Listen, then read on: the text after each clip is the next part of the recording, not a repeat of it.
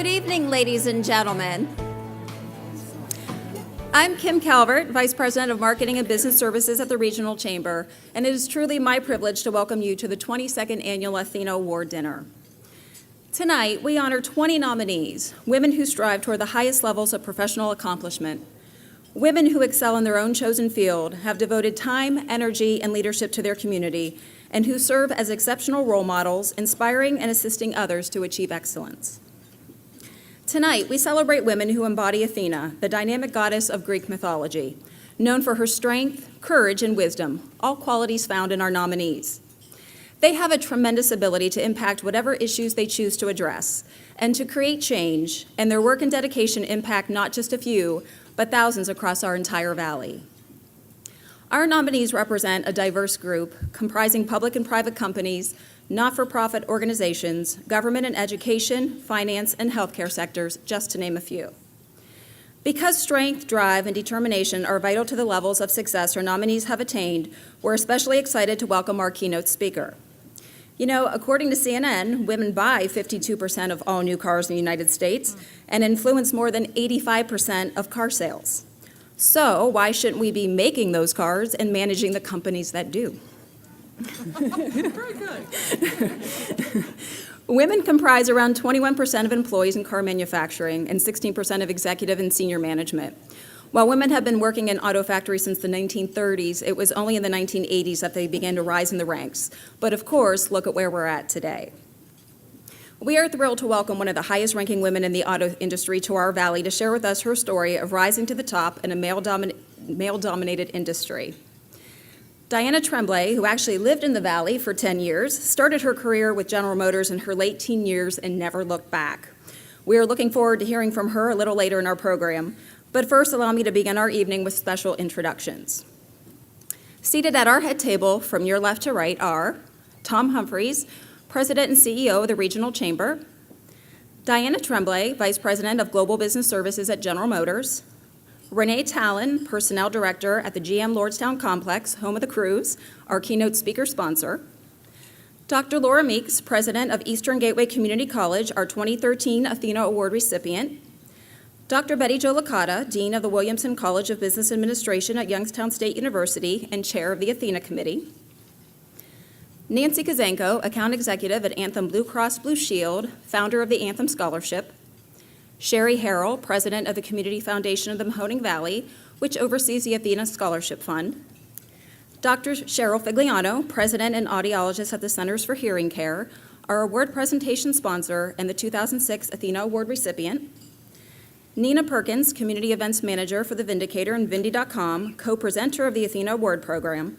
and Jeff Douglas, Market President at Key Bank, our VIP reception sponsor this evening.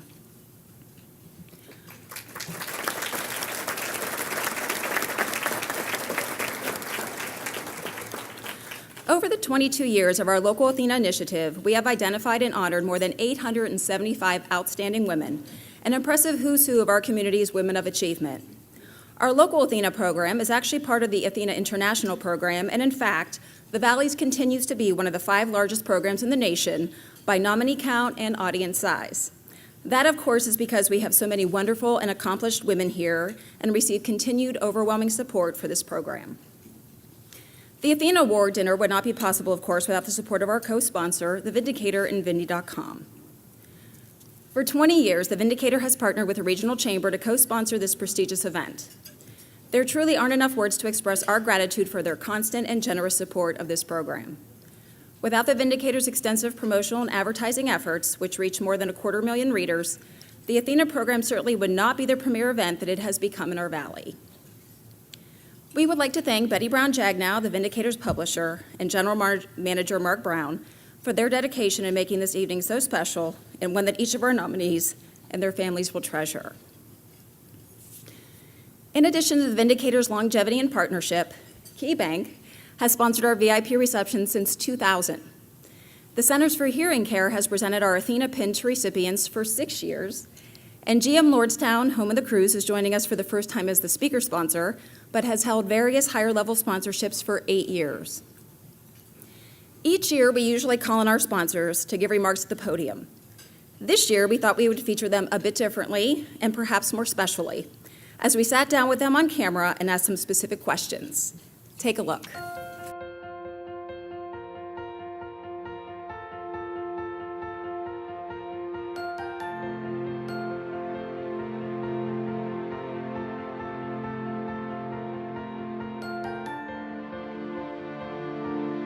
The Vindicator has been a co-sponsor of the Athena program since pretty much its inception, and we're very, very proud and honored to be a part of this event.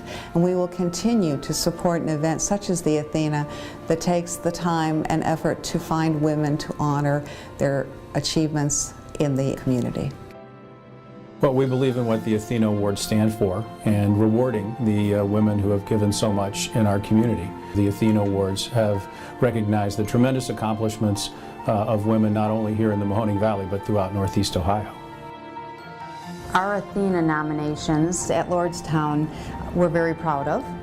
They, on a daily basis, day in, day out, they demonstrate in my mind what the Athena model is. They strive for professional excellence every day. They are committed to community service, and they're actively involved and intentionally help, support, mentor, and develop other women to become the leaders that they can be. Centers for Hearing Care chooses to continue to be a sponsor because we believe so heavily in the program. Coming here to this event every year, seeing what all these women are doing, tells me I need to step it up a notch. I need to do a little bit more in the community. I need to do a little bit more internationally. I need to continue to mentor other women. And when we leave this event every year, we just feel inspired. Sometimes women are not at the forefront of the business or the volunteer work that they do, but we need to find women who are worthy of being honored and with their dedication and their achievements, and have an event that will highlight these women and what they have brought to the community and to the marketplace. We are very proud of the fact that Key is the first of the U.S. top 20 banks to have a female CEO, and we feel that's very inspiring to not only the other female leaders within Key, but aspiring female leaders throughout the United States. Having a female CEO is a fitting example of Key's commitment to diversity. We strive to have a workforce that mirrors that of our community. Diversity Magazine has 5 times named Key one of their top 50 employers for diversity, most recently this past April. I've only been here 7 months, and in the 7 months I've heard about the Athena program so often, and I've done a little bit of research to see the types of people that have been nominated and recognized, and bottom line, everyone that is nominated to me is recognized. But we're proud to be a sponsor of this. We think it's a great program, and I think the Athena program is actually continuing to shift the paradigm more and more. I feel that the award elevates the awareness for everyone involved, everyone that attends this event every year, to all the wonderful things that the women in this valley are doing. So many of these things we don't read about, we don't see it on TV, we don't hear about it, but fantastic things are going on behind the scenes, and this is the one night of the year that it's brought out front to everybody.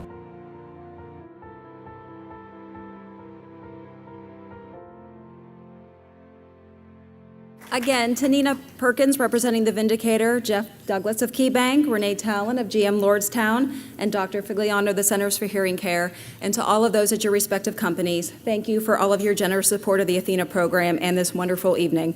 We truly could not do this without all of you. Additionally, the Vindicator joins the Chamber in expressing our gratitude to all of our 2014 Athena sponsors. Please hold your applause. Our Diamond sponsors, Anthem Blue Cross and Blue Shield, and Ohio Presbyterian Retirement Services, Lake Vista of Cortland, Park Vista of Youngstown, Mahoning Valley Senior Independence and the OPRS Foundation. Our corporate sponsors, Akron Children's Hospital Mahoning Valley, DSW Shoe Warehouse, which also gave our nominees gift cards for shoes and has more goodies for our recipient tonight. Unfortunately, that did not apply to the Athena Committee or the staff, so that's too bad, but that's okay. The Eastwood Mall Complex, Farmers National Bank and Huntington Bank, and our patron sponsors, Lee and Bonnie Boardman, Eastern Gateway Community College, First National Bank, JFS Wealth Advisors, Talmer Bank and Trust, Warren Anderson, the Workshop Arch and Design, and the Youngstown Foundation. Can we please have a round of applause for our sponsors? Again, thank you to all.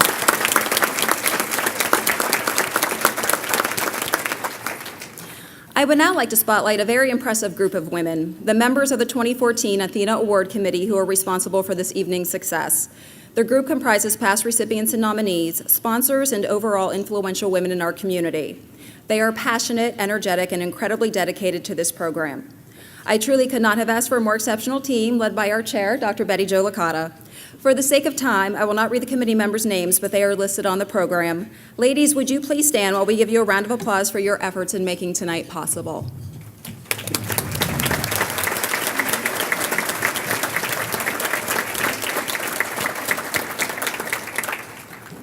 We also wouldn't be celebrating this event without the help of a wonderful team at the Regional Chamber. This night is months in the making, and although they may seem like trivial details, everything from the color of the invitations and programs and what's on the dinner menu, especially dessert, which I have to approve myself, to the reservation process, seating, and production, my staff literally pores over every last detail to ensure perfection. Some of them have been on board for as many as 16 years, and some are in their first year with the Chamber, but they know just what they have to do to make this evening a magical one for our nominees and guests. And so a special thank you to Mandy Shina, Chelsea Miller, Chelsea Hazenstab, and especially the special events team of April Stanislaw and Jennifer Mascardine for another year and for creating a special, lasting memory this evening. And to the Chamber's President and CEO, Tom Humphreys, I always appreciate that he lets me ignore the rest of my responsibilities every year for the 2 weeks leading up to this event. It allows me to do what we need to do. And to our board chairman, Peta Simakopoulos of First National Bank, and the entire board, thank you for your support of this program and all of the fantastic women we honor each year. And speaking of phenomenal women, on May 23rd of 2013, Dr. Laura Meeks, president of the Eastern Gateway Community College, was standing here at the close of the evening after being named our Athena Award recipient. And as she's about to tell you, that night and the past year have been quite an experience. Please welcome Dr. Meeks as she shares her thoughts on the honor and words of wisdom for our nominees and offers our invocation before dinner.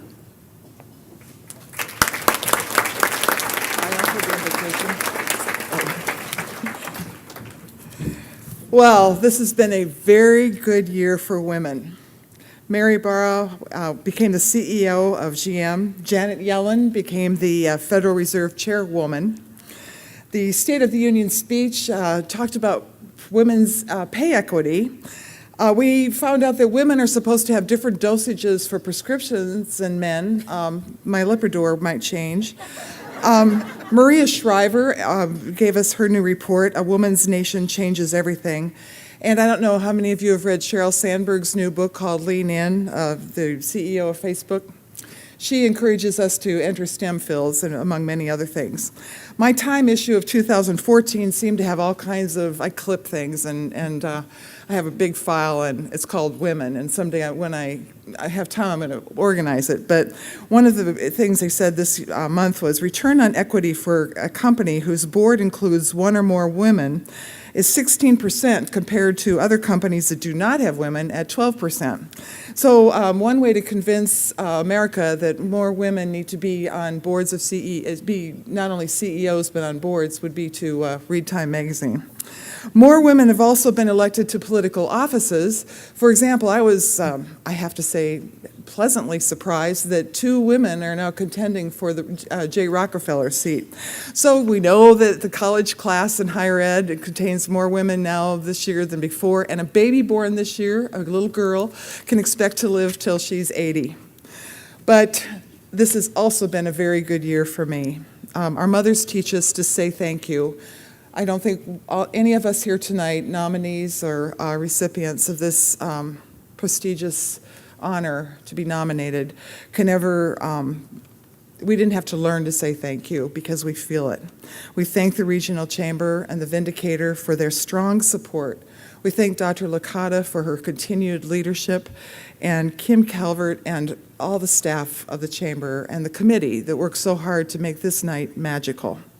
Magical it is because for me, it inspired me to achieve personal and professional excellence that I never would have imagined a year ago. I was in shock and awe, and then the next day we received all these cards and letters from so many people, and I saved them all. So when I get older, I'm going to go into that door and read every single one. But people from Washington State and Kansas who recognize Athena,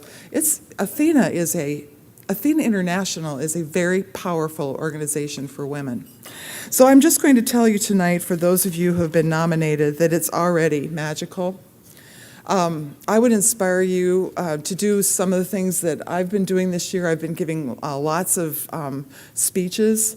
I've been involved in informal discussions in the Mahoning Valley talking about how important it is for women to vote and to encourage people to run for political office and to make sure that women do assume those leadership roles.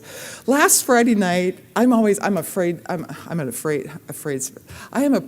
person who speaks. I teach people how to speak, but I'm always afraid to speak myself. But last Friday night, you should have seen me.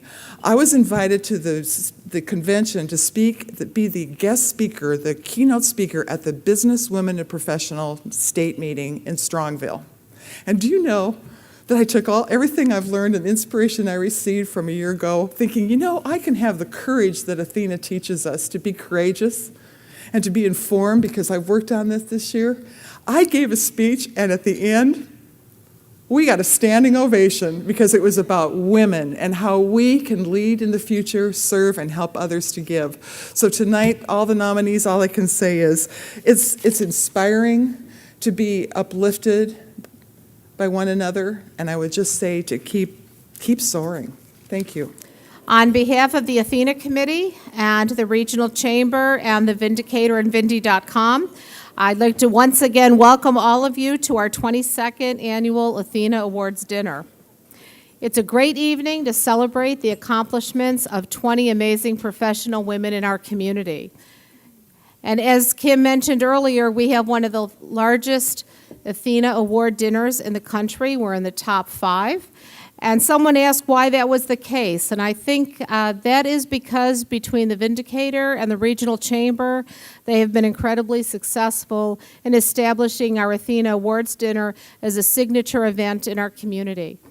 Memorial Day marks the beginning of summer for most of us, but we have our Athena dinner the Thursday night before Memorial Day weekend, and to me, that's the beginning of our summer, is once we have our Athena Awards dinner and can celebrate the accomplishments of the women in our community. As you may or may not know, the Athena Award was established as the result of the efforts of Martha Mayhood Mertz in Lansing, Michigan. She was on the Regional Chamber Board there in 1980 and recognized the fact that while she was on the Chamber Board that there were no awards programs recognizing the accomplishments of women in the community. So she mobilized the resources, and in 1982, the first Athena Award was presented in Lansing, Michigan. Since that time, more than 6,000 individuals in nearly 600 communities, not only in the United States, but in Canada, Russia, China, and the United Kingdom, have received the Athena Award and become a part of Athena International. The Athena Award was first presented in the Mahoning Valley in 1990. However, after 1991, the program went on hiatus during the time when we were merging the chambers in the 2 counties. In 1995, we reinvented the Athena Award, and the Regional Chamber and the Vindicator joined forces as co-presenters, and it's been a tradition ever since. The Athena program provides an incredible resource for our past nominees and recipients and create an amazing networking opportunity for women in our community. As Kim mentioned, since that time, more than 800 women in our community have been recognized with the Athena Award. And I'd like to ask all the women who were with us this evening who have been nominees in the past to please stand so we can recognize you.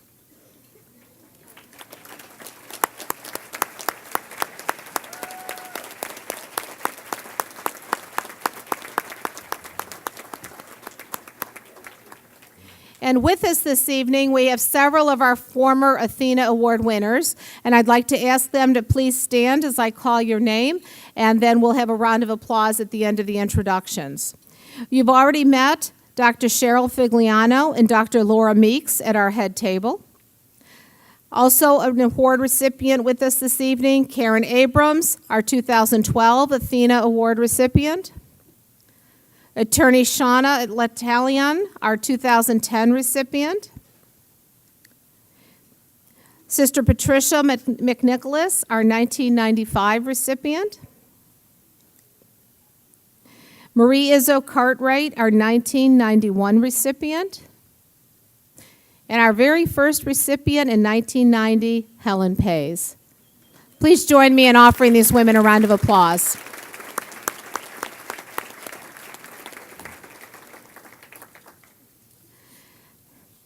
Now, a couple disclaimers. I am chair of the Athena Committee, but we plan the programs, our leadership forums, we help with our awards dinner. We do not select the recipient, nor do we select the scholarship recipients. So I just want that as a disclaimer, because now you're going to meet the scholarship recipients who are selected by a separate scholarship committee. When our Athena Committee meets, we are interested in providing a variety of opportunities for women in our community. We've had the Athena Awards dinner for a number of years. 7 years ago, we decided to establish a scholarship to support that next generation of women leaders in our community.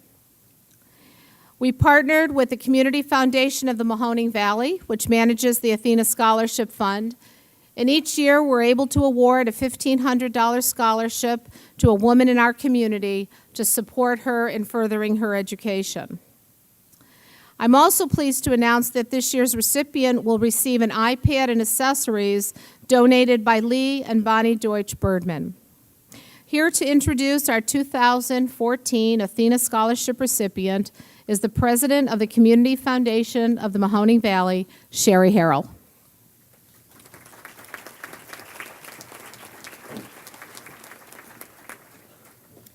Thank you. It is my distinct honor to present this year's Athena Scholarship to a deserving young woman who clearly stood out among the nearly 40 applicants.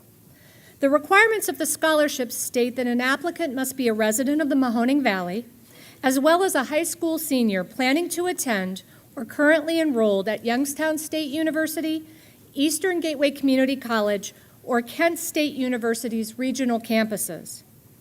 The recipient of the Athena Scholarship should demonstrate initiative and excellence in her educational or work pursuits, have a proven record of community involvement and service, and commitment to and experience in mentoring others.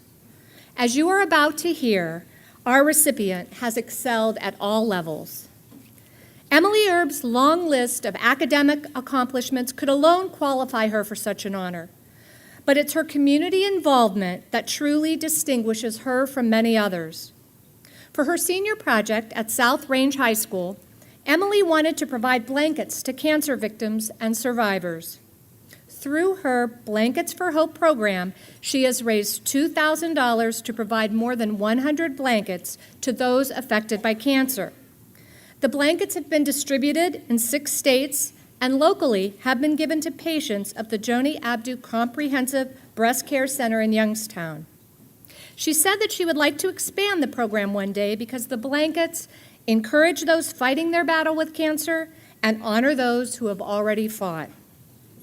Emily's passion shines through, and she most certainly passes on the lessons of giving through her role as a mentor for children at Greenford Christian Church and as a camp counselor at Elkhorn Valley Christian Service Camp. Her goal? To teach children God's love and encourage them to dream big. Dreaming big is something that Emily herself adheres to, especially in her academic pursuits. She has a 3.8 grade point average and plans to attend Youngstown State University to study biology and pre-med, and hopes to later attend Ohio State University to become a psychiatrist. The Canfield resident and National Honor Society member has received much recognition. Through her involvement in the 4-H program, she received 6 county awards, and was declared the district, regional, and state winner in the Health and Safety Speaking Contest. Recently, Emily received the Tribune Chronicle's 20 Under 20 Award, as well as the Young Women with Bright Futures Award. One of Emily's teachers says that she, quote, changes a place for the better, whether it's a focused service project, her academic abilities, or her gutsy and spontaneous humor. Emily doesn't leave a place untouched, unquote. We can't wait to see the impact she has on those in the Valley as she embarks on her new journey. Ladies and gentlemen, please welcome a future leader in our Valley, the 2014 Athena Scholarship recipient, Miss Emily Erb.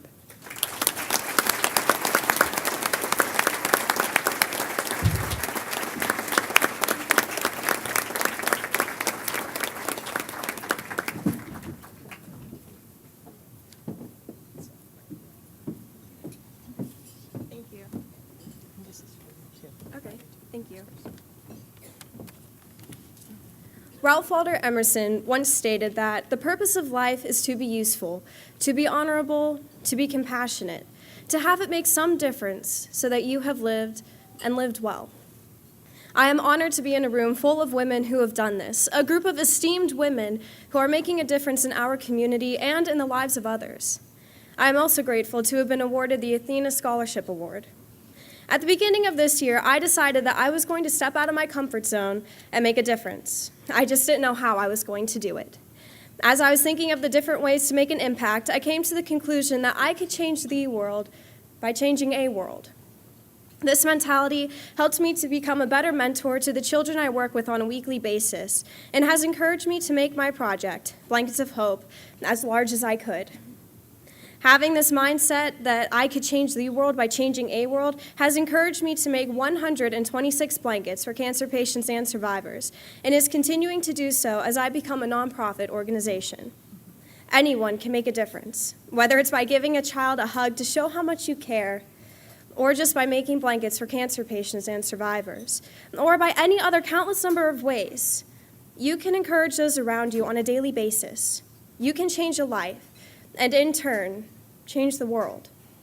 Whether it was by becoming the Ohio State champion in prose and poetry interpretation in speech and debate this year, being a positive role model to the children I work with, or by making a lot of blankets, I have accomplished many things that I can say I'm proud of.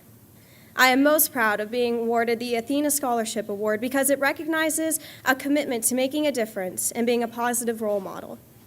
I would like to thank the Scholarship Committee for giving me this scholarship award, the Athena Award winners and nominees here tonight for making a difference in our community, and to the Boardman family for graciously giving me this iPad, and to my parents for always believing in me and for cheering me on in everything that I do.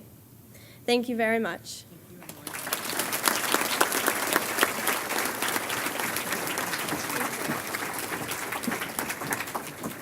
Never mind, we'll take the credit for that decision on the Athena Committee.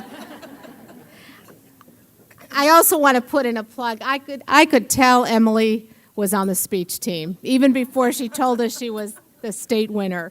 So anybody who has an opportunity to encourage students to participate in speech and debate, it's a wonderful opportunity for them. Emily, we wish you the best of luck. We know the past predicts the future, and you have many great things ahead of you. A couple of years ago, when we presented the Athena Scholarship, John Cooper, Vice President of Sales for Ohio at Anthem Blue Cross and Blue Shield, and a longtime supporter of our Athena program, sat in the audience and was amazed by the presentation of the Athena Scholarship recipient. And it was at that time that he vowed to help even more young women pursue their educational goals. And tonight we're proud to present for the second year 2 additional Anthem scholarships in the amount of $1,250. Please welcome to present these awards Nancy Kozenko, Account Executive at Anthem Blue Cross and Blue Shield.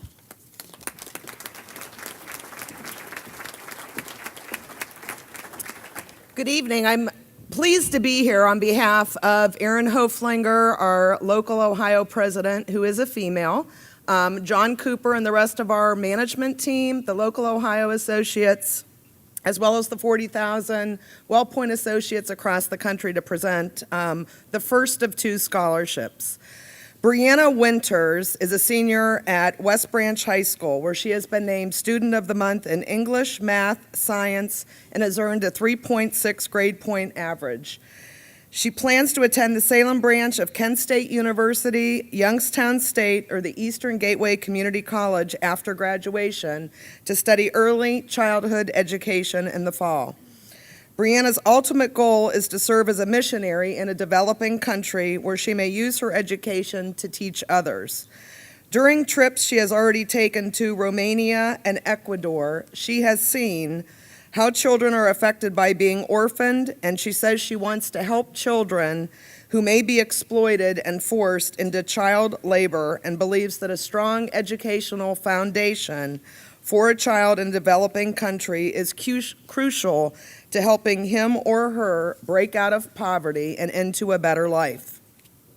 Brianna has taken 4 mission trips in all and serves as a Sunday school, kids Bible club, and vacation Bible school teacher at her church. She is also a middle school youth leader and mentors one young lady through a Mentor Me Church program. She has received the Alliance Community Service and Citizenship Award and the YWCA Young Women with Bright Futures Award. The National Honor Society student excels in her honor classes at West Branch High School, and one teacher says that Brianna is remarkable because of her, quote, desire to serve others and her warmth and positivity. We're so proud of Brianna for her dedication to her mission of helping others, both at home and abroad. Ladies and gentlemen, please help me congratulate the recipient of the first Anthem Scholarship, Miss Brianna Winters.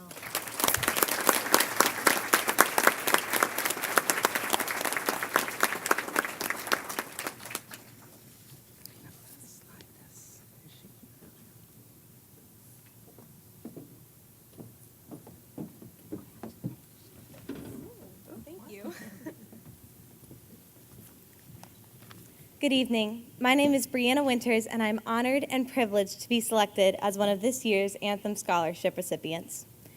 To begin, I would like to thank the Lord. It is because of Him alone that I've had every opportunity to serve and love others. He has given me the ability and desire to learn and grow. God has allowed me to be challenged and stretched beyond what I would have imagined, and He has never ceased to amaze me. I would not want to leave this platform without first acknowledging and thanking Him. Next, I'm thanking my family. They're unable to attend tonight, but I would like to thank them for their continuous love and support. I would like to thank the 2014 Anthem Scholarship Selection Committee for selecting me as a recipient for this honor, as well as the Regional Chamber for their generosity in supporting my educational pursuits.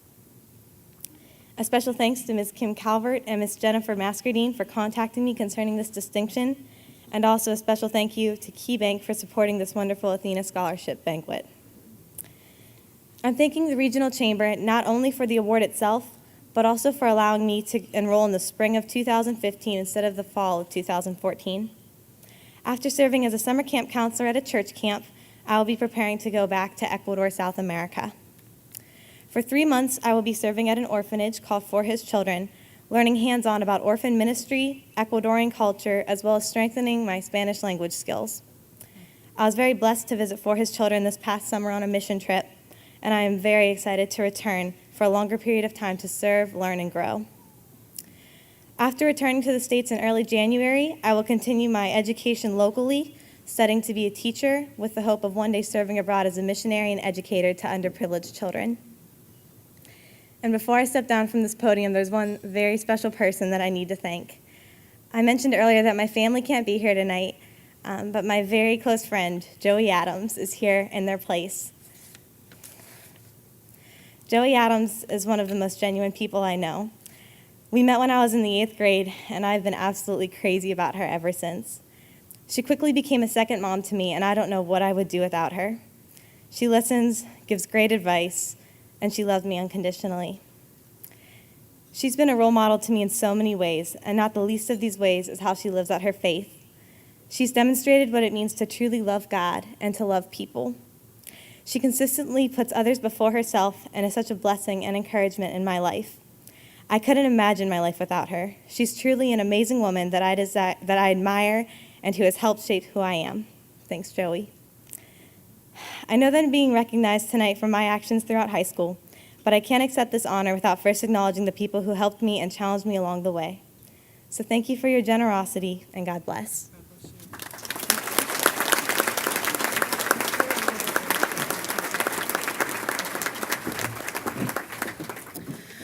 Our second scholarship award winner is Catherine Oth. Boardman High School senior Catherine Oth, who maintains a 3.5 grade average, is an accomplished musician. She's rehearsed with the Youngstown Symphony Orchestra and has received high marks at the Ohio Music Association contests for her flawless flute and piccolo performances. Catherine uses her love of music to brighten the days of those residing in the Valley. She has performed music for adult daycare groups through the Easter Seals of Boardman, sang holiday music for residents via the Poland Seminary Singers, and has performed music at Mass with the St. Charles Youth Orchestra. She also helps children perfect their craft as she is a private flute and piano instructor at Music Lessons for Us All. Catherine has volunteered at Sunrise Assisted Living to help residents during summer concerts in the park. She has cared for dogs at animal charities and Mahoning County Humane Society and has shopped for and donated holiday gifts to needy families in the area through the Salvation Army's Adopt a Family program and the St. Vincent de Paul Society. She participates in Boardman High School's mentoring program, Big Spartan, Little Spartan, in which she has helped younger students with homework as well as difficult situations and times in their lives. As a member of the school's Link crew, she's assisted freshmen during the new school year. Catherine hopes to further her musical career by studying music performance at Youngstown State University. Her dream is to someday create a music center for underprivileged children in the Valley because she believes a positive program will keep students from all socioeconomic backgrounds out of trouble. Ladies and gentlemen, please help me welcome the second Anthem Scholarship recipient, Miss Catherine Oth.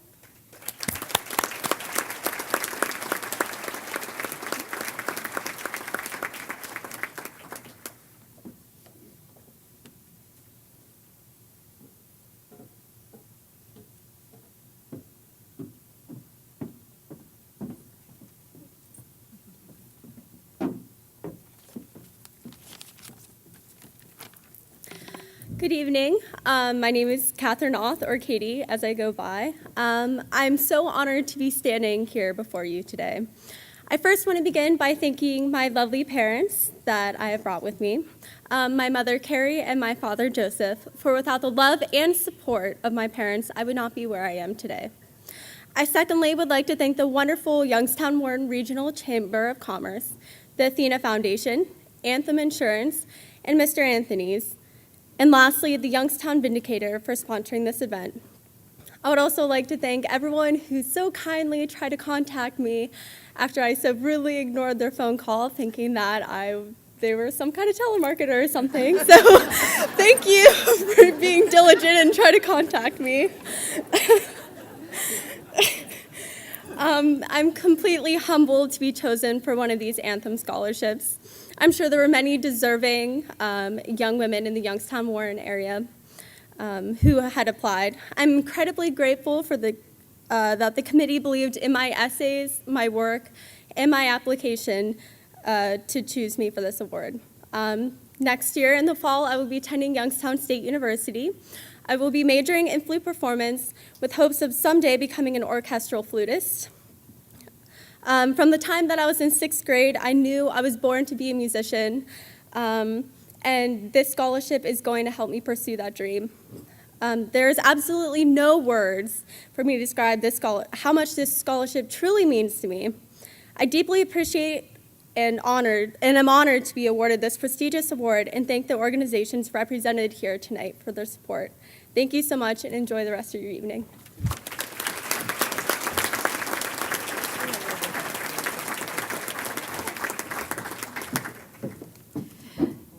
Nancy, thank you very much, and especially the Anthem Blue Cross and Blue Shield for sponsoring these 2 additional scholarships. To Brianna and to Katie, congratulations, and we know that these are wonderful investments that will pay off for you and for our community. We will now introduce our 2014 Athena Award nominees. Through the selection process, we have received volumes of information that document the accomplishments of all of the women nominated this evening. We've been able to try to summarize those into brief introductions of each of the individuals. We'd like to tell you more, but with 20 people, we want to highlight each of their accomplishments so you can get a feel for the many and varied ways in which these women impact our community each and every day. As their names are called, Chamber President and CEO Tom Humphreys and Diana Tremblay, our keynote speaker, will present each nominee with a certificate, a reduced version of the full-page ad the Vindicator recently ran with all of the nominee photos, proclamations from Ohio Treasurer Josh Mandel, and a special gift. Please hold your applause until the first group is completed. And remember, ladies, we're doing this in alphabetical order. The need for quality health care for the uninsured residents of Youngstown was recognized by local resident and nurse Carol Beard. She, along with a doctor and several retired nurses, spearheaded an endeavor to provide care to those residents, and the result was the Midlothian Free Health Clinic, which opened in 2008 to provide free primary, preventative, and educational health services to uninsured residents ages 18 to 64. Carol was selected to serve as the clinic's treasurer, and she's grown the treasury from $50 to 5 figures since its opening, and also helped to increase the patient base from 50 to more than 900. She's heading a strategic planning committee to take the clinic into another 10 years of operation. Carol is actively involved in the Christ Lutheran Church in Struthers and is a member of the Retired Nurses Organization. She has also taken on mentoring and supervision duties of Youngstown State University interns in the physical therapy and dietetic programs. Danielle Cantrell is the Vice President and Retail Banking Manager at Cortland Banks. Her focus at the company was to transition the bank's model to one that offered a greater depth of products and services. She succeeded and now manages a team of community banking managers and investment advisors in 4 counties to deliver debt management, home equity, and credit card services. During the past 2 years, Danielle was instrumental in launching several new services, such as mobile deposit for smartphones. The former victim of domestic violence is also focused on educating other local women who may be in similar situations. She's worked with the Domestic Violence and Child Advocacy Center and Abigail Ministries to support these women. She's spoken in various venues to educate them on the signs and ramifications of domestic violence and how to seek assistance. Danielle also works with the Warren YMCA, the Youngstown OWOW Center, to provide financial literacy training to students, and she also volunteers for Goodwill Industries. As Senior Development Officer for the Youngstown State University Foundation, Heather Chun's goal is to positively impact students through programs and scholarships. She's raised more than $1.5 million in grants, nearly $3.5 million in scholarships and program funds, and more than $4 million in real estate gifts. Heather successfully offered a $1.2 million challenge grant proposal to the Kresge Foundation. It was responsible for $150,000 in private donations for the $34 million Williamson College of Business Administration building. Thank you, Heather. Heather also secured $750,000 toward the YSU Veterans Resource Center, which is soon to be completed. She established an endowment to assist the Women in Science and Engineering Day, an annual event held at YSU for female high school students interested in math and science. Heather was nominated for the 40 Under 40 Award in 2010. She serves on the boards of the Association for Fundraising Professionals and the Planned Giving Council, and is the former board chair for Junior Achievement in Mahoning Valley. Robin DeRocha works as Chief Operations Officer for the Associated School Employees Credit Union, where she provided effective leadership and communication during the credit union's merger with Cavalier Federal Credit Union in 2009.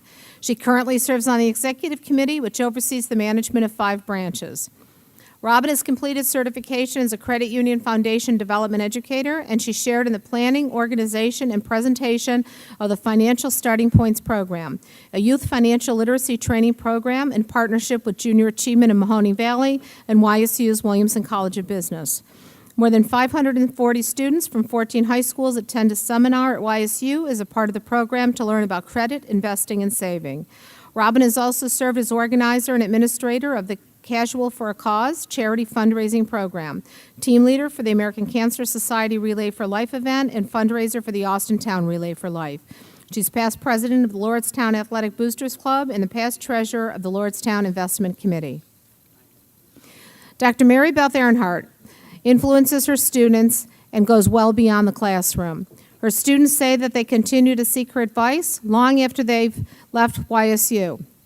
Mary Beth, an associate professor of English and journalism at YSU, is also the first woman to be elected president of the Society for Collegiate Journalists and is now the first female executive director of their honorary journalism organization. While leading the society, she's orchestrated the move of its national office to YSU, growing association chapters and membership by 20% in 4 years.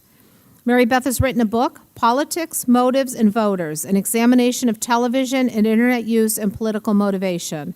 She's also authored several journal articles and book chapters. She's a member of the National Communication Association, the Eastern Communication Association, and started the first chapter of Women in Communication at YSU.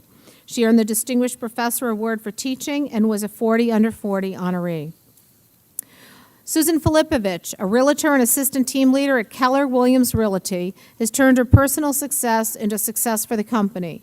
Susan recently opened a branch of Keller Williams, one of the largest real estate companies in the country, in Boardman.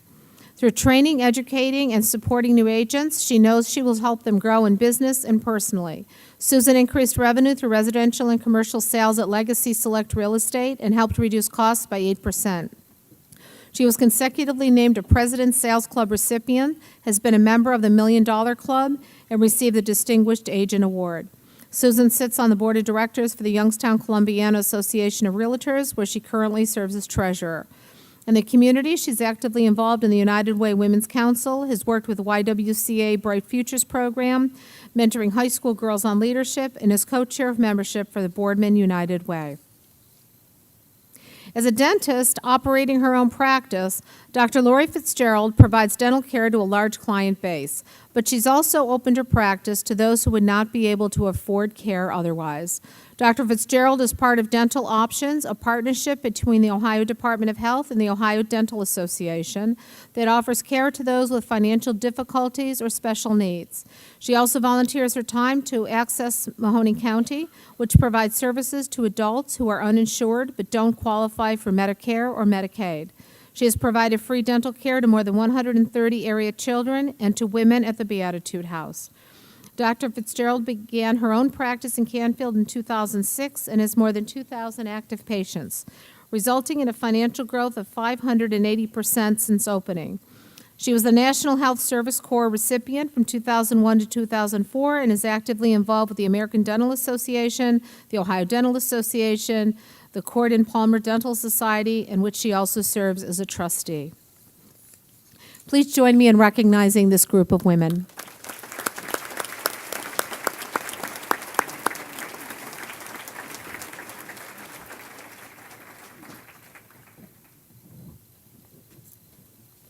The second group of women will include the following, and at the end we will applaud.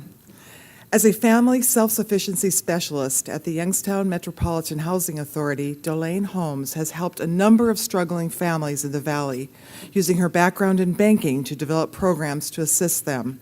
Working with mostly single female heads of households, Dolane increased participation in the YMHA's Public Housing Family Self-Sufficiency Program from 35 residents to 99.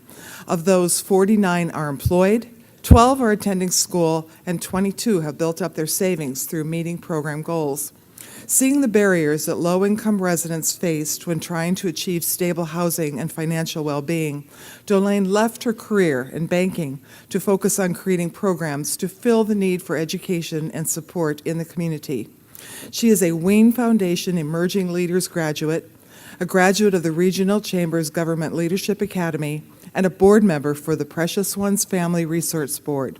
Dolane facilitates a women's mentor program called Beautiful, Bright, and Bold to help women build job skills and self-esteem. Maureen Horvath has been part of the Central YMCA branch in Youngstown for 36 years. As the fitness director, she first volunteered there until she was hired full-time as the swim director and the first female instructor, and was responsible for scheduling classes, hiring and training swimming instructors, and ensuring that lifeguard certification classes were accredited. In the 1990s, Maureen introduced and implemented several new programs at the YMCA, including spinning, silver sneakers, and diabetes programs. Maureen's dedication to fitness also led her to create and lead several events in the Youngstown area. Each May, the Memorial 5K run that she implemented brings people of all ages together. In July, residents can participate in a triathlon. Maureen also leads the Spinathon, a 7-hour spinning event to raise money for the Strong Kids campaign, which provides Y memberships to local residents who may not otherwise be able to afford them. In addition to her role at the Y, Maureen is part owner of Rachel's Restaurant in Austintown. Dr. Julie Knapp, a pediatric neuropsychologist, author, and owner of the Knapp Center for Childhood Development in Boardman, she dedicated her life to the study and treatment of children with developmental disorders. Dr. Knapp moved to Ohio in 2007, accepting a position at the Cleveland Clinic, where she created an interdisciplinary diagnostic program for infants and toddlers with developmental delays, and a social skills program for children with the autism spectrum disorder. In 2010, Dr. Knapp opened the Knapp Center, growing the program, which treats more than 50 local children, utilizing applied behavioral analysis. She created an international program working with families all over the world to obtain temporary visas to move here temporarily for services. She has also created an ABA program for military families in the United States.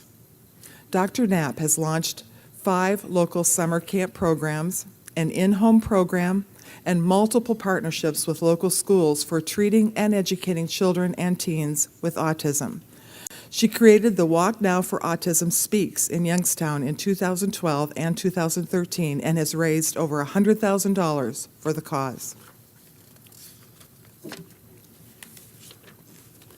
Claudia Kovac's role as a Vice President of City Machine Technologies in Youngstown was one that was thrust on her unexpectedly in 2006. After her 51-year-old mother's sudden death in a hiking accident, Claudia left her position at a hospital to help with the family business. Although she didn't know much about her mother's role in the company, she worked alongside her father to teach herself the business. Now, City Machine is considered a leader in the field of specialty engineering services and manufacturing. In 2012, Claudia was the only small business panelist to discuss issues before a crowd of 300 at the National Federation of Independent Business Conference in Washington, D.C. She is chair of the Youngstown Area Action Council, serves on the board of the Youngstown Area Goodwill Industries, and is a member of the Mahoning Valley Manufacturing Coalition, Akron Children's Hospital, Mahoning Valley's Leadership Council, and the Regional Chamber Government Affairs Council. And she is a big sister to a 13-year-old girl through the Big Brothers and Big Sisters program.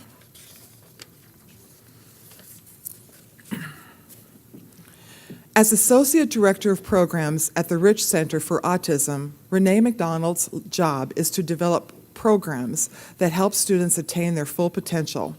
The former teacher is responsible for recruiting and orientating families and students, and she has tripled the enrollment at the Rich Center to an all-time high of 74 students. She has also retained staff by increasing salaries forged by almost 50%. Renee McConnell's formed a collaboration with St. Charles School in Boardman to begin a mentoring program for those with autism and their same-age peers. The model is now being duplicated in other schools after interest from the Ohio Department of Education. The certified trainer for the Positive Parenting Program teaches a specialized version of the program that offers remedies to families with disabled children. A car accident in 2013 that nearly claimed Renee's life has given her a renewed understanding of how those with autism feel. She was unable to speak several weeks after the accident. As well as an even greater motivation, she has been given through this accident to help children and their families.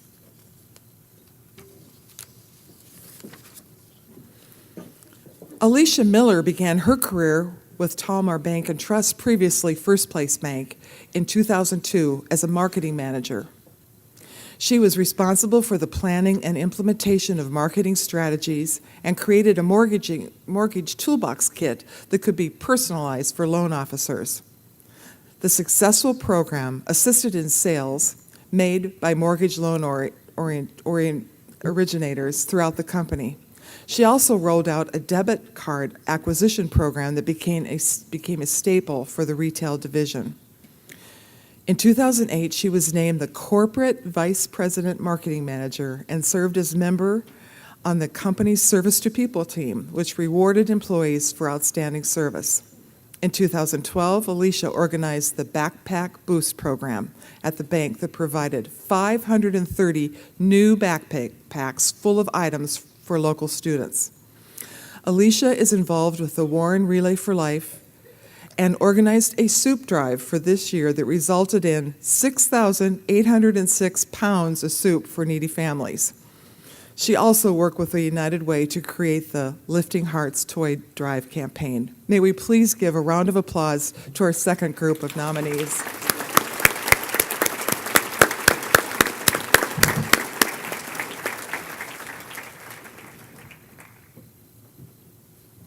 And now for our final group of nominees. Stacy Oakes is a group leader and production trial coordinator at the General Motors Lordstown Complex, where she leads teams of employees in vehicle assembly. She is also responsible for tracking and reducing obsolete material, and in the first year of a new process implementation, she recovered $413,000 of obsolete costs. As chairperson of the Professional Managers Network, Stacy also trains and mentors GM Lordstown managers and participates in the dealer outreach program to solicit customer feedback on the Chevy Cruze. The feedback has led to coordinated trials of engineering and model changes to the vehicle. The member of the Women in Manufacturing organization has worked with numerous organizations like the United Way and March of Dimes and has helped raise more than $350,000 for these organizations. Stacy is also proud to work with Habitat for Humanity, and recently GM Lordstown donated $80,000 to the construction of a house in Austintown for an 18-year U.S. Marine veteran. Work continues to be done in the house with the help of GM employees. Director of Education at the Butler Institute of American Art, Carol O'Brien leads a group of volunteer tour guides to bring their passion for art to the community.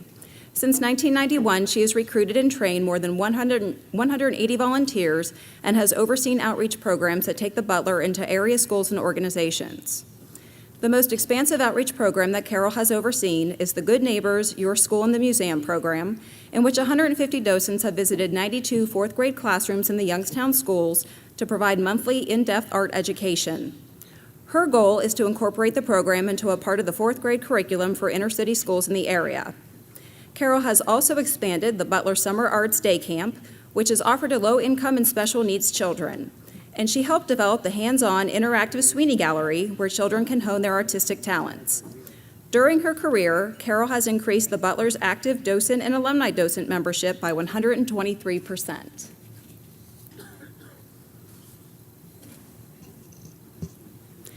Kara Thompson has been dedicated to her job as Regional Director of Surgical Business and Financial Management at Humility of Mary Health Partner since 2012, although she started as an administrative fellow at the organization in early 2010. Her duties of ordering supplies for surgery, a task that she must perform diligently, has led to thousands of patients receiving proper care. Kara has worked in the healthcare field since 2007 and received the American College of Health Executives Foster G. McGaw Award for her efforts that year. She was also honored as a 25 Under 35 award nominee in 2013. The member of the boards of Life Skills Centers and the YWCA of Youngstown also serves on the planning committee of 300 Sisters in Red, a women's health fair at Youngstown State University. Kara is a member and past president of the Junior League of Youngstown. She is also the co-founder and treasurer of the Northeast Ohio chapter of the National Association of Health Services Executives.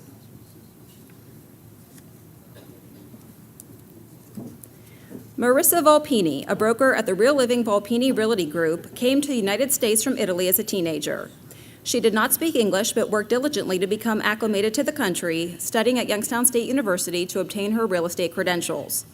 While her husband Richard earned a living as a carpenter, Marissa taught herself English and later obtained her realtor's license. Working in real estate since 1981, Marissa has made the Realtors President Sales Club for 26 consecutive years, earning more than $5 million in sales each year. In 1987, she opened her own real estate company, Volpini & Associates, which is still operating today. She also works alongside her husband at a residential construction company that they own. Marissa is the president of the board of the Rescue Mission of the Mahoning Valley and is active at her church, New Life Assembly. She was voted Best Realtor Broker Realty Company in 2009 via the Town Crier Reader's Choice Awards. Cheryl Waite was the first female judge and the youngest elected to the 7th District Court of Appeals. Since her election in 1996, she has been reelected twice without opposition, participating in more than 4,000 opinions of the court and penning 1,100 of them. After she took office, Judge Waite promoted plans for relocating the 7th District Court of Appeals to better quarters, using already existing funding sources for the $3.4 million building project in downtown Youngstown. She also had a leadership role in the YWCA renovation project, which saved the historic icon in the valley, as well as refocused its use to the needs of women. She supported an equal opportunity internship plan at the court with the goal of equally mentoring women and men for employment as law students and clerks, an opportunity that wasn't available to her when she was first elected. Judge Waite is a member of the American Bar, Ohio State Bar, and American Judges Associations. In 2013, she was elected Secretary and Treasurer of the Ohio Courts of Appeals Judges Association.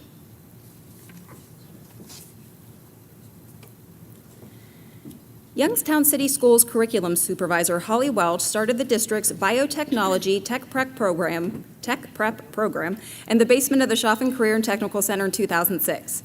She had just one small classroom with no sink and only one outlet, but her vision for the program was clear.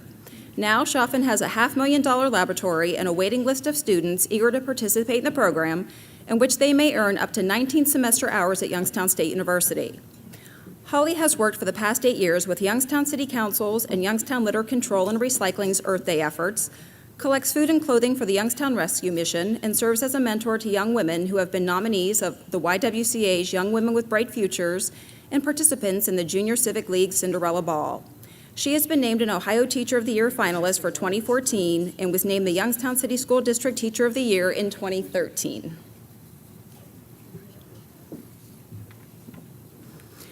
When Patricia Welsh opened her first preschool and daycare in Camel at the age of 21, there were just 3 children in her care. That center quickly grew to 50 children in just over 2 years, prompting Patricia to establish the Hitchcock Woods Early Learning Center in Boardman in 1983. It now offers a pre-kindergarten program, chartered kindergarten class, and a homework hideout program for school-aged children. She has also established the Lincoln Learning Center in Salem, a full-service daycare and preschool center for children ages 6 weeks to 12 years. The center served more than 100 families and have received a star rating for participation in the Step Up to Quality volunteer initiative. Patricia currently chairs the Trumbull-Mahoning Columbiana Association for the Education of Young Children and serves as an Ohio Department of Job and Family Services licensed consultant for the Rich Center for Autism. She is a chartered member of the Akron Children's Hospital Kids Crew, co-chairs the hospital's annual tree lighting ceremony, and volunteers for many of its events. What a great group. Can we please have a final round of applause for all of our nominees this evening?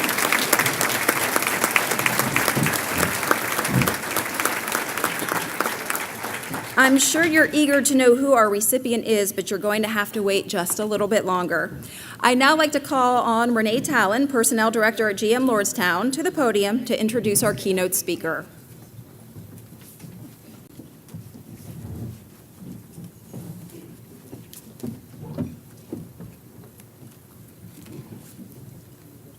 Good evening, everyone, and congratulations to all the nominees and your families on this very, very special evening. Tonight it is my distinct honor to introduce a very respected and admired leader, not only in our company, but the entire auto industry. Diana Tremblay has been General Motors Vice President of Global Business Services since July 2013. Prior to that, she was a vice president of global manufacturing and labor relations, overseeing all vehicle manufacturing operations, including our very own Lordstown complex. As a young girl, Diana, with her family, spent a decade living in Mahoning Valley, molding her leadership skills in the Austintown and Canfield communities. And today, she manages a team of thousands of employees across the globe, charged with streamlining GM's business to improve service quality, reduce complexity, and save money. As our manufacturing leader, Diana's responsibilities included assembly, stamping, powertrain, component operations, which work together to produce some of GM's most popular vehicles ever. And yes, that includes our very own Chevrolet Cruze. It was Diana's strong, steady, and supportive leadership that guided Lordstown through the Cruze launch almost 4 years ago. And today, we are extremely proud to report that we have recently built our 1 millionth Chevrolet Cruze right here in Lordstown.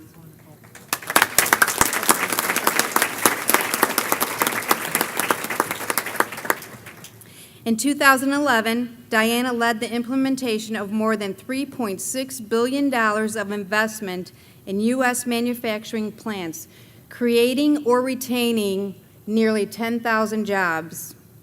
Earlier in her career, Diana held various leadership positions in labor relations and manufacturing, including prominent positions in Europe. But she first began work right here in Ohio when she hired in at the Defiance Foundry at the young age of 17. Oh, wow. Diana had grown up in the Valley listening to auto talk around the dinner table as her father and grandfather worked in the industry as well. And Diana thought, why not see what all the excitement is about? Diana holds a Bachelor of Science degree in Industrial Administration from Kettering University, and as a Sloan Fellow, received a Master of Science degree in Management from MIT. Wow.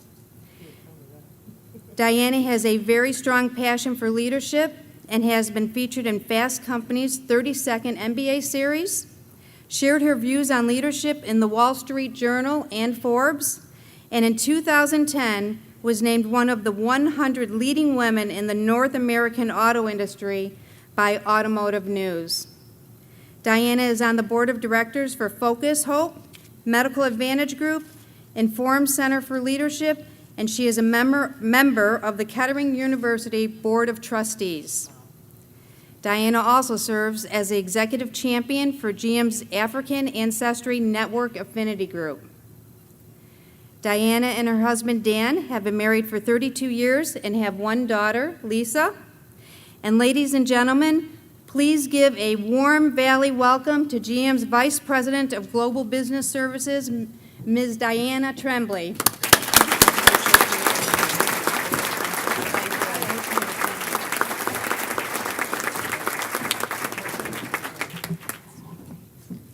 So thank you, Renee. It's really my pleasure to be here in my old hometown. It's also great to reconnect with some of my friends from Lordstown and Parma, both great plants, and I think they do a terrific, terrific job. It's an exciting time at Lordstown. As you're aware, we just announced additional $50 million of investment at the plant to get ready for the next generation Cruze. That brings the total invested in the Lordstown plant to about $250 million. So we're very happy about that. Before I begin my comments, I'd like to thank Tom Humphreys, who was my dinner partner here and leader, Kim Calvert of the Regional Chamber of Commerce, and Nina Perkins of the Vindicator for making tonight's awards possible.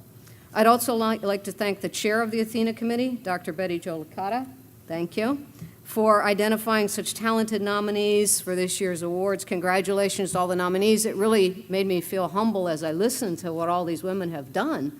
I'm not sure I should be up here speaking, but I'll give it my best shot. And lastly, I'd like to once again acknowledge this year's scholarship recipients. Emily, Brianna, and Catherine. These three young women have clearly demonstrated the characteristics of future leaders. I'm excited to see what happens in their lives and careers. Well, I know sometimes it's difficult to be the after-dinner speaker and the keynote speaker, and I'll try to keep it brief. I was asked to talk about a little bit about my career and how I got, where I did in my jobs, and then also maybe share some things I've learned along the way. So to be as efficient as possible with the time, I've kind of combined those into one. So I'll share with you some things that I've learned along the way using some examples from my career. So hopefully you'll appreciate these. The first thing that I learned is not to be afraid to take on tough assignments. Certainly the women that we heard up here have taken on many, many tough assignments, done some really difficult things, and I think that's very important to do. I'll share a couple stories with you about times in my career when I did that. The first happened right here in Lordstown. So as you heard, my family spent time from the ages of 6 to 16. I lived here. My father worked at the Lordstown plant. I decided that I wanted to go to General Motors Institute, it was called at the time, Kettering University, and I thought it would be great. You had to get in at the school academically and then get a plant to agree to sponsor you. I thought how great that would be to be sponsored here in Lordstown, because I had friends and grew up here, and I'd have a great, easy place to live, and this would be comfortable for me to come here to Lordstown. So I got in at the school, I applied at the Lordstown plant, and I waited. You could only apply to one plant at a time, and I waited, and I waited. And after like several months, I finally heard back from the plant, and they rejected me. They wouldn't take me. And the reason that, I had to do some digging to find out the reason, but the reason was that my father had worked for General Motors, as I said, but he left the company. And because he quit General Motors and I was female, I have 2 strikes against me. Probably I'm not going to stay with General Motors, so why invest the money in me? So it was kind of traumatic at the time. I was devastated. I really wanted to come and work here at the Lordstown plant.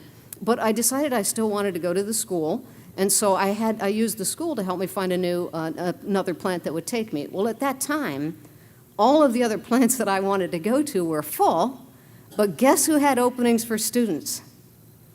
The casting plants, like the one in Defiance, Ohio. And I remember going to, I don't know if you know what a casting plant is, but they pour molten iron, similar to what the steel mills used to do. And I had never been in one before. And I went in for my interview, and I had no clue what I was looking at, no idea what it was, but I wanted to go to school, so even though it was a much different environment than an assembly plant, I decided I was going to go for it. I was going to take on the assignment, and so I accepted the position at the Defiance Foundry. And I have to say that I learned so much there. It was a fabulous experience for me, a lot less comfortable, but again, I think it stretched me and helped me grow. Just a funny little twist on that tale. In the mid-'90s, I was working in Detroit on the labor relations staff. And I found out one of the guys that I was working with had worked at Lordstown. And he was actually at Lordstown when I applied. And he was actually working in personnel. And he was one of the guys that turned me down. So I said to this guy, his name was Ralph, I said, "Ralph, what were you thinking? How come you turned me down?" And he stopped for a minute and he said, "But look how well it's turned out for you." I thought that was a very good answer.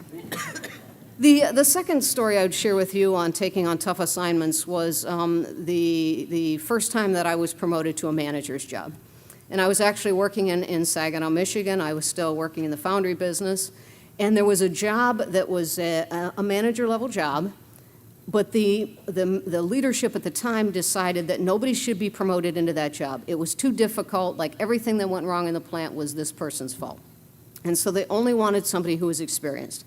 Well, because it was such a bad job, when they went around and asked everybody who was experienced, who would take it, right? They'd look and say, "Are you crazy?" And nobody wants that job. So finally they got around to asking me.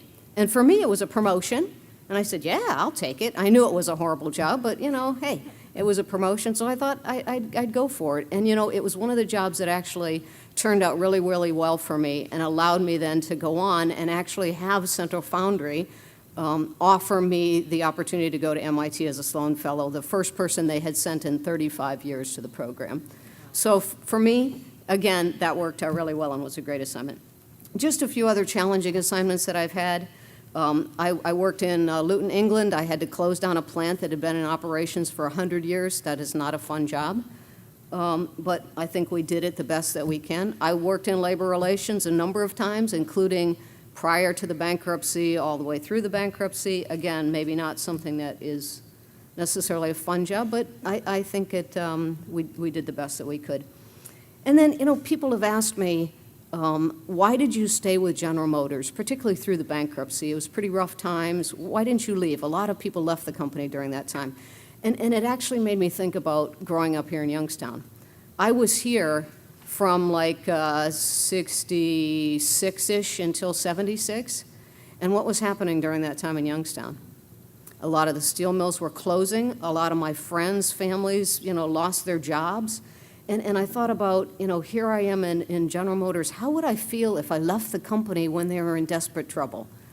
I didn't want to do that. I wanted to make sure if I thought I could help and save jobs and make us profitable and help people get their, gainfully employed, I was going to do that. And so I did. I stayed during the bankruptcy to help the company do that, and I'm still here. And I guess the last challenging job I would say is the one I just took in Global Business Services, which is a combination of financial shared services, procurement services, indirect material, asset management, a lot of stuff that is sort of related to manufacturing, but not really. So now I'm working in finance. And if you would have asked me if I was going to do that, I would have said no. But the opportunity came, and I said, okay, I get to start up a new company in General Motors, and how many times do you get to do that? So the message here would be, don't be afraid to take on the tough assignments. The second major message that I've learned is to always learn, adapt, and grow. No matter where you are in your career, you can never say, I've got it, I'm done, I made it, I'm here, I've arrived. So two stories I'll share with you about that. The first one was I was working in Defiance, Ohio. And it was a third time I had moved into Defiance. I moved out for other jobs, and I came back, and I moved some other place, and then I went back to Defiance. And after the third time, I thought, okay, am I ever going to leave Defiance? I was getting to be pretty much a casting expert, and I thought for my long-term career, I might want to learn some other things. And so I actually asked my boss, could I go and work someplace else?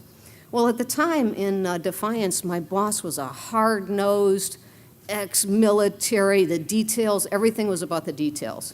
The piece he was missing was, how do you inspire people? How do you motivate them? What are we striving for? What can they rally around? How can you get their enthusiasm? And so I helped bring that to the party.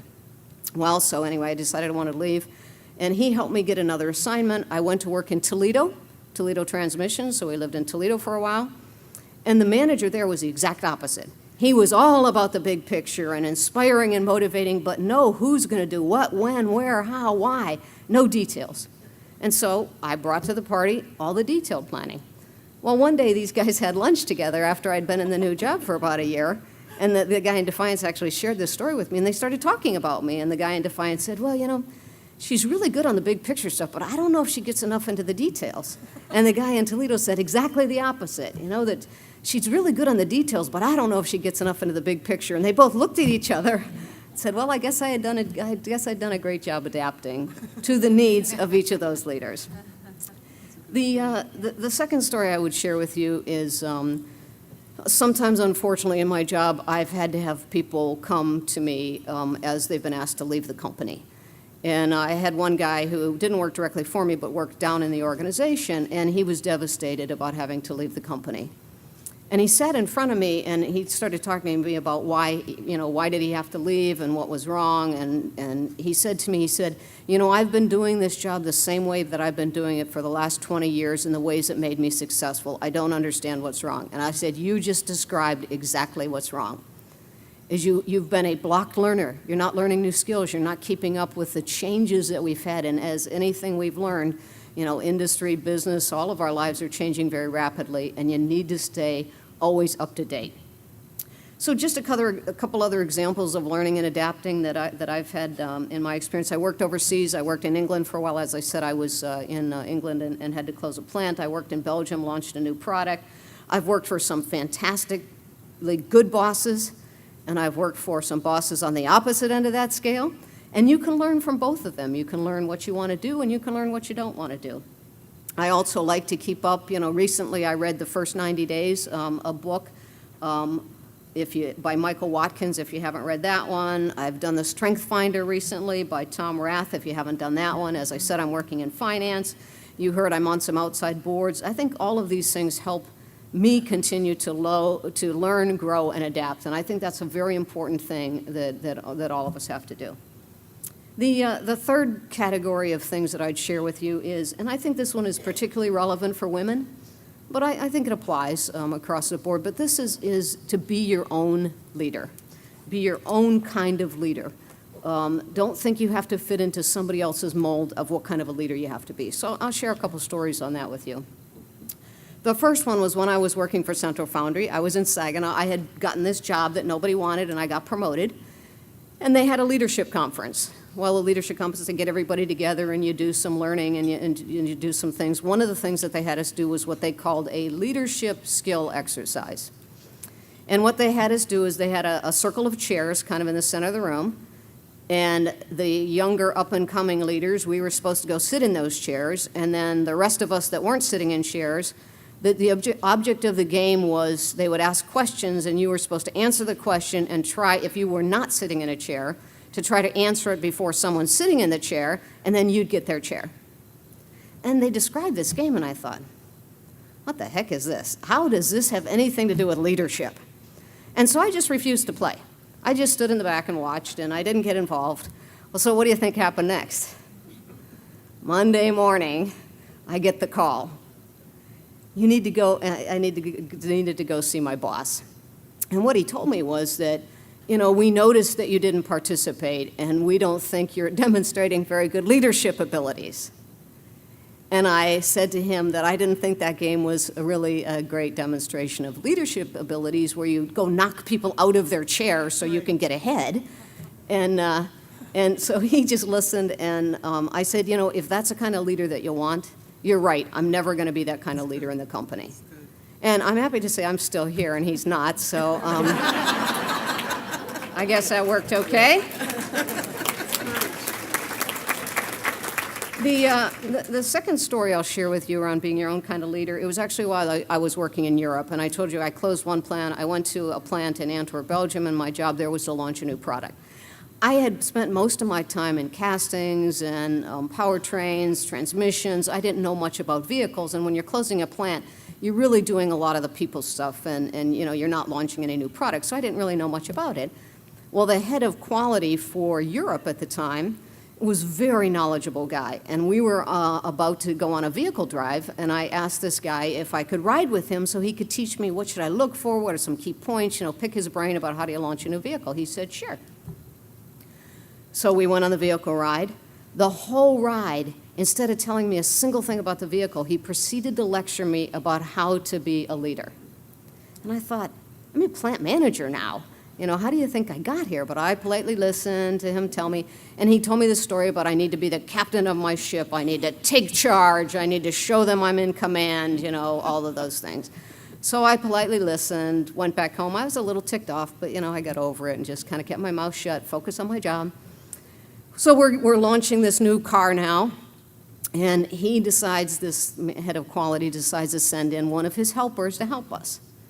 So this guy comes in, and he's being very disruptive, and he's giving my staff different directions than what I was giving them. I hadn't really asked for his help, and it got to be where it was more work to clean up after him.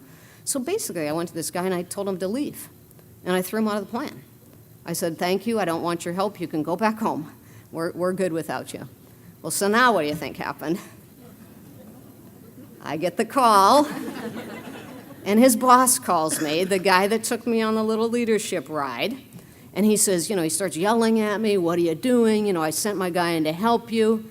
And this guy's, the quality manager's name was Reinhold. And I said, Reinhold, I am the captain of my ship. And I just threw your man overboard. Dead silence. Hung up. We've never talked about it since then. And I'm happy to say that he and I became good friends.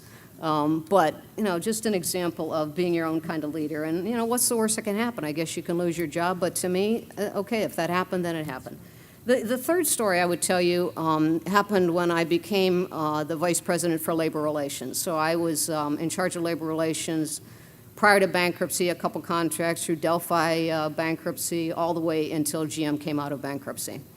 And when I was offered the job to be in charge of labor relations, one of the guys offering me the job, his question for me was, "Do you think you're tough enough?"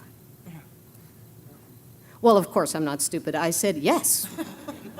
But I had no idea what he meant by that.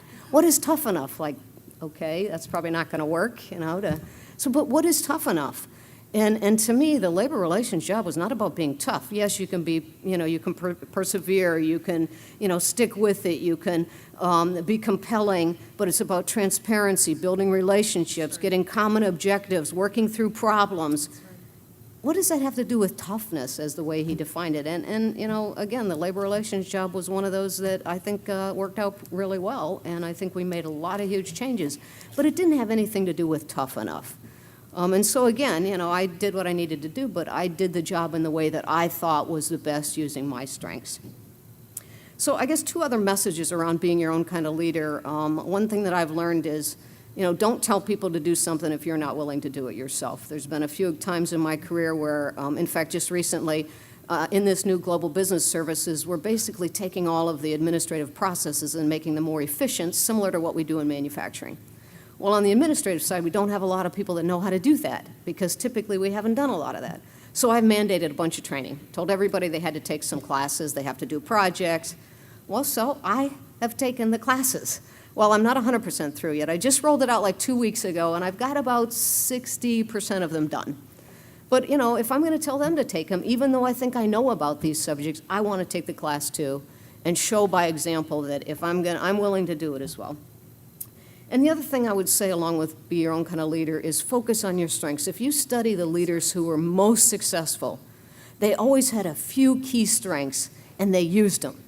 And sometimes they tell you, you got to work on your weaknesses. Okay, that's true. You don't want to have any big glaring flaws, fatal flaws that will kill your career. But really, you need to know, what are you really good at? Find jobs that you can use that in, and then really focus on your strengths. So the fourth and last area that I wanted to share with you is, and this one you absolutely have to do, no matter what job you have, and that is to do your current job really, really well. You must deliver results, and you must do it with the organization and the people working for you. You don't step on them to get to the chair. And nothing substitutes for doing your current job really, really well.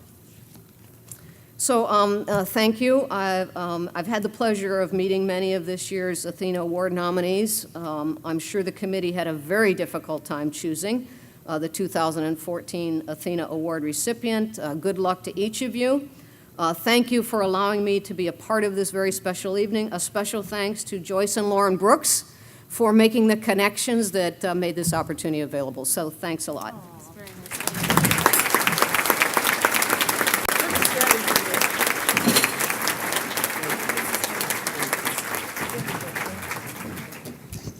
Diana, thank you so much. So here's what I took away from this.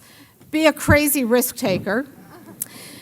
Look for the challenge, not the fun, but have the fun once you take on the challenge.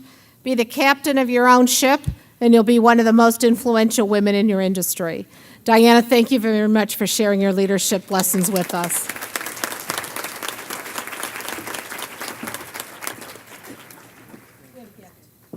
We're big on gifts. Thank you very much. Thank you. I would like to take this opportunity to thank Kim Kelbert for all that she does in keeping our Athena program going throughout the year, whether it's our Athena Awards dinner, our Athena Leadership Forums, a scholarship program. She's done a great job in thanking everyone who's helped her, but I'd like to take this opportunity to thank Kim as she provides leadership for all that we do with our Athena program. So Kim, thank you very much. It's now my honor and privilege to announce our 2014 Athena Award recipient. And as you can well imagine, the selection process is a difficult one. You've heard the many amazing and proud accomplishments of each of our 20 Athena nominees. Each of them embodies the true spirit of Athena, but tonight we will select one award recipient. As you know, the award is based on career accomplishments, community service, and the mentoring of other women. Our Athena recipient for 2014 has been very driven throughout her career and has worked extremely hard to help adults and young people alike. In fact, she's been recognized often for her contributions in the workplace and shares a vast knowledge and much experience with her colleagues, customers, and those she assists in the community. If you don't know our recipient, you will know within minutes of meeting her. She is someone you want to work with and befriend because of her warmth, dynamic personality, and obvious love of what she does. Our recipient has been working in the education arena for 13 years, first as a teacher in the Youngstown City Schools, and now as its curriculum supervisor. In 2006, Holly Welch started the district's biotechnology tech prep program in the basement of Chaffin Career and Technical Center. Although she had a small classroom with one outlet and no sinks, her vision of the program was clear. She convinced her principal, district treasurer, and the Chaffin Trust Fund members that if they built it, they, the students, would come. And now, of course, Chaffin is home to a $500,000 lab with a waiting list to get into the program, and students earn up to 19 semester hours at YSU through the program. Because of her work and dedication, Holly's received numerous awards, including most recently state finalist for the Ohio Teacher of the Year in 2014, a Mahoning Valley Young Professional 25 under 35 honoree, and Teacher of the Year in the Youngstown City School District. She's also nominated and mentored young women for the YWCA Young Women with Bright Futures program.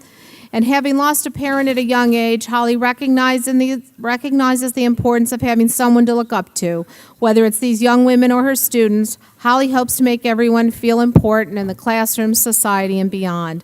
Ladies and gentlemen, please join me in celebrating our 2014 Athena Award recipient, Ms. Holly Welch.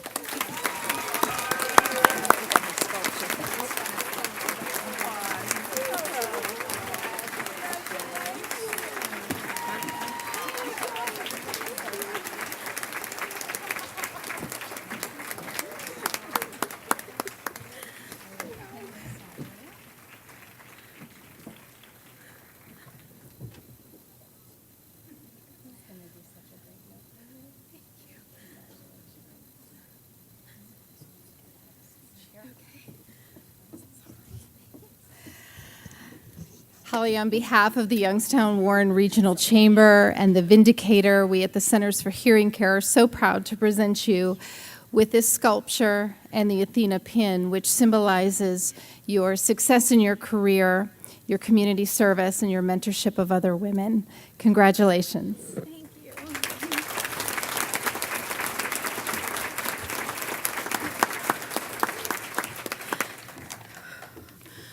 Wow. This moment is so much bigger than me. Thank you. I am so honored. I thank the Regional Chamber, the Vindicator, for hosting this beautiful event, KeyBank for sponsoring it, and I thank the selection committee who have chosen me. I also thank God for this blessing. This award celebrates the accomplishments of outstanding professional women in our valley. I admire all of the 2014 Athena Award nominees, and I share this with them.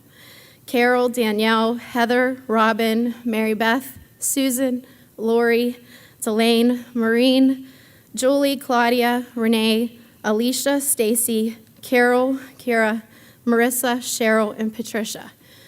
I applaud you. You are awesome.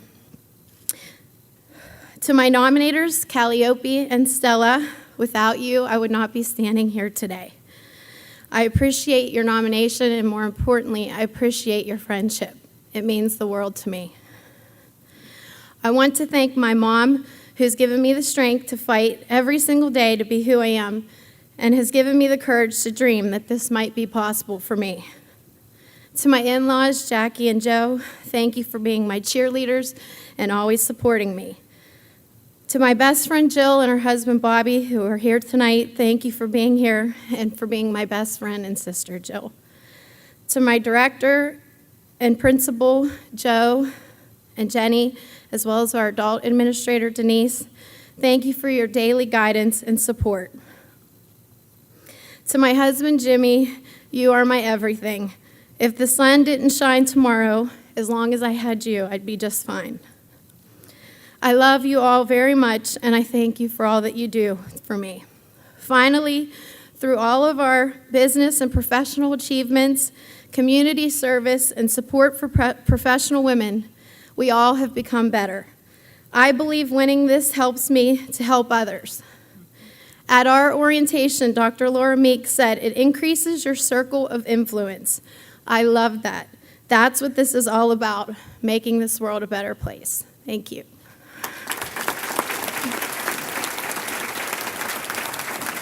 Thank you. I will.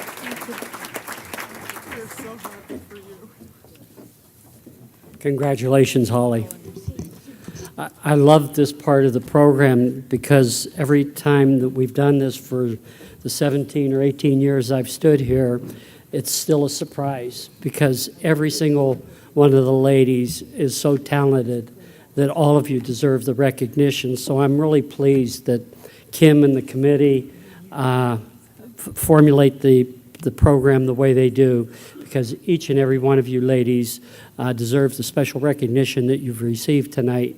God bless you, and thanks to you, Kim. Dr. Licata mentioned it, but Kim really puts her heart and soul into this, and it wouldn't be the program if it weren't for Kim and her staff and the committee. So thank all of you for attending tonight. As Dr. Licata said, it starts our Memorial Weekend today, so enjoy your weekend. God bless you, and safe travels home. Thank you, and good night.